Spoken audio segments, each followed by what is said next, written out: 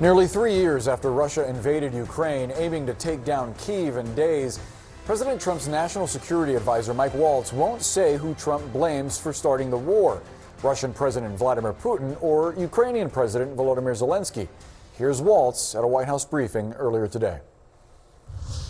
Well, look, his goal, Peter, is to bring this war to an end, period. And there has been ongoing fighting on both sides. It is World War I style trench warfare.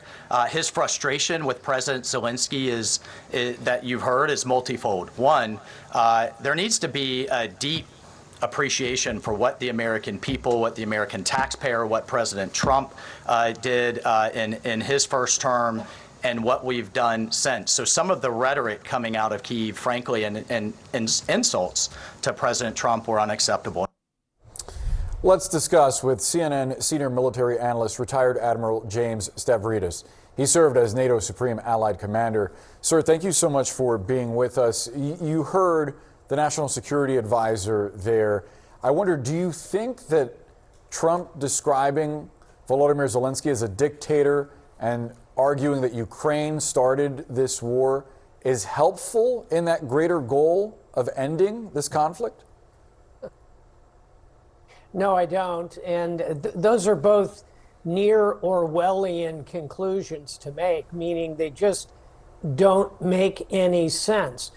To say that Ukraine started the war when we know it was Russian tanks that rolled into Ukraine, it was Russian aircraft that have been steadily bombing. It was Russian military who created rape rooms and torture chambers. We know all that. It's a fact. That's who started the war. To say that somehow Ukraine started the war would be like saying the United States started World War II when the Japanese attacked us at Pearl Harbor. It just fails the obvious common sense test.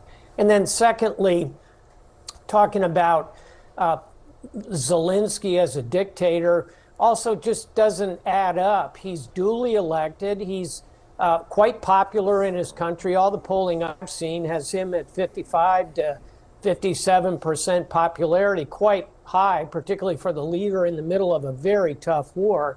And they haven't had an election. It's been postponed due to the exigencies of war, which is in accord with their constitution. So no, I don't see Zelensky as a dictator, nor do I think there is any doubt whatsoever about who started this war. It's direction of the dictator, Vladimir Putin. Admiral, the backdrop of these comments today at the White House was this meeting between U.S. Special Envoy Keith Kellogg and President Zelensky. How would you assess this meeting? What did you make of the fact that there was no press conference after? I think it's somewhat worrisome, but at this stage, I'm just happy to see engagement by Lieutenant General retired Keith Kellogg, who's a very steady hand. He knows war. He knows Europe well. He was Deputy National Security Advisor during Trump 1. And I also am happy to see National Security Advisor Mike Waltz, Secretary of State Marco Rubio, and Steve Witkoff, who is the Middle East envoy, but is doing duty on this. I'm all for engagement, but we have to do it with a clear-eyed view of what's happening. And I'll conclude with this, Boris. If you kind of step back from this, who is going to gain if Ukraine ultimately collapses and is conquered by Vladimir Putin? It'll be not only Vladimir Putin who will end up with an additional 40 million national servants to his cause in the form of the Ukrainians. Also, China will become emboldened in Taiwan. The global South, India, Brazil, Nigeria, Pakistan, they're all watching how this is going to come out. And finally, our allies will come away extremely discouraged with the resiliency of the United States.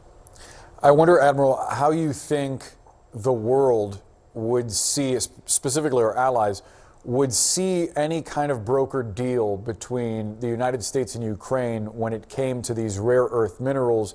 Donald Trump saying that he wants some kind of payback, essentially, some reciprocity in his eyes from Ukraine for the investment that the U.S. has made in Ukraine's defense. And he doesn't want Americans to feel stupid, his words, for that investment. How do you think the world reads that sort of transactional deal? Yeah, you've used the right word, Boris. It's transactional. And it's of a piece with President Trump's long-stated views about how the United States should pressure our allies to how we ought to get reasonable advantages out of our engagements with our partners globally. But this can all be done as a win-win. At the end of the war, if those strategic minerals are going to be exploited, that can be done in a win-win way between the United States and the Ukrainians. The idea that it's a kind of a payment scheme, I think, is going to be very difficult to sell in terms of the U.S. place in the world. And I think this also brings us to the point of discussing what are the allies, particularly the European allies, going to do in the face of all this, Boris? And here I think ultimately they will step up. They'll spend more. They've already spent more than we have on the war in Ukraine. We've spent about $100 billion. They've spent about $160 billion. I think they'll be willing to take even more of that. But let's do it together. Let's work with our allies. Let's work with the Ukrainians and create a win-win that avoids Ukraine falling to a conqueror like the dictator Vladimir Putin. Admiral James Stavridis, thank you so much for sharing your perspective. Thanks, Boris.